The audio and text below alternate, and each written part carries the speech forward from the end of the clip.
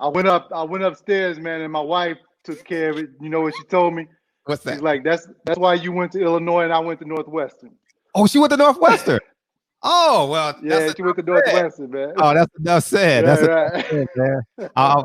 I was telling everybody, man, I want to thank you for being gracious, because I know it's 11 o'clock your time and you get up 5, 6 o'clock in the morning.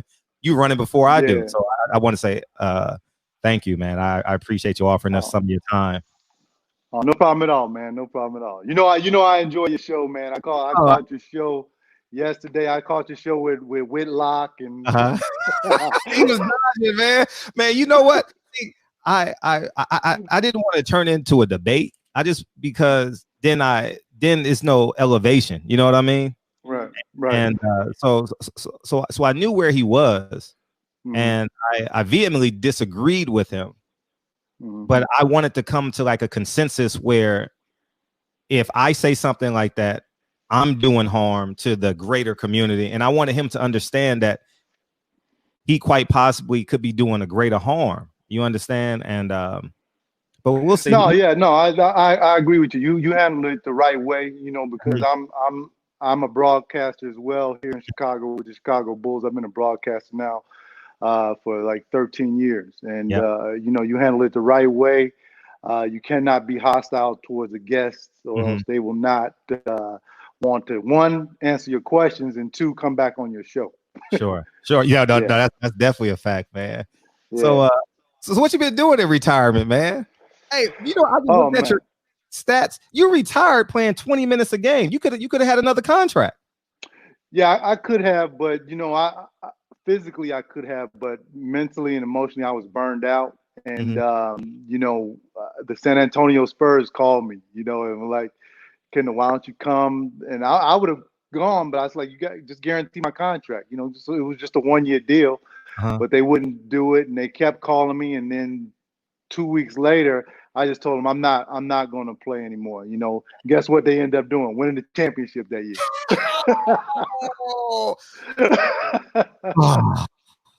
Yeah, man. That gotta hurt. That gotta hurt.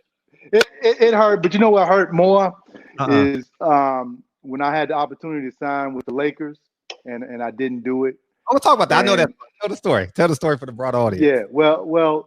I was with New Jersey. I had just come off of leading the league in steals and setting a single game record and all that. So they wanted me to come in and replace Glenn Rice. And we had the deal all set. I actually flew out to LA, had gone through the physicals and everything. And then, you know, I was up in my hotel room, and Mitch Kupchak called me. Him and Kurt Rambis were downstairs in the lobby, waiting for me to take me over to the press conference. And so I get ready to go, and I go to the elevator, and then I realize I forget my cell phone in my hotel room. So I go back to my hotel room and get the cell phone. It rings, and it's the owner of the New Jersey Nets, Louis Katz.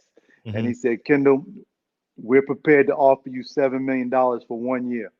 Now immediately I sat down on the bed. I put my head in the pillow. I was like, God damn, why did I come back in this room?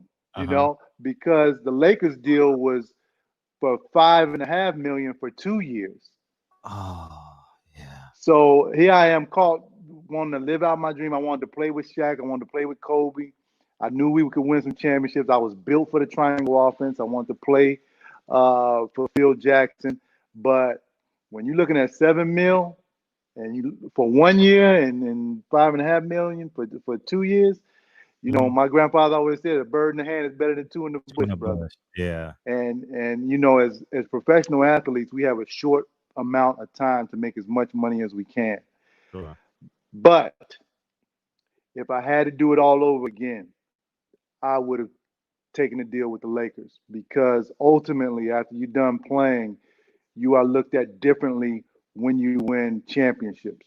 And also, too, I believe, you know, Mitch Kupchak told me, listen, Kendall, once we win, we'll take care of you on the other end, you know, which they probably would have. But, you know, you can't, yeah, it ain't 100% guaranteed, bro. You know, that. But had I had to do it all over again, I probably would have chosen the Lakers, man. Now